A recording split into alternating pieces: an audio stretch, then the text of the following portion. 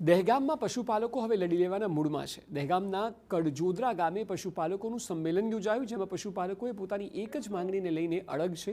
ઉત્તમ ડેરીને બદલે મધુ ડેરીમાં દૂધ ભરવાની પશુપાલકોની માંગણી છે।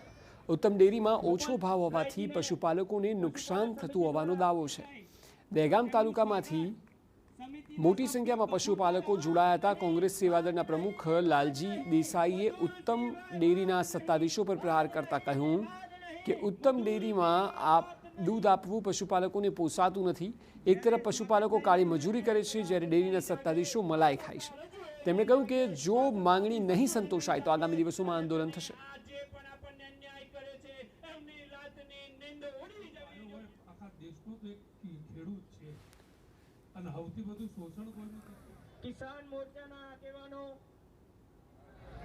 एक बाजू मधुर डेरी वच्चे ने उत्तम वच्चे 40 થી 50 પૈસાનો પ્રતિ ફેટ ફરક હોય છે।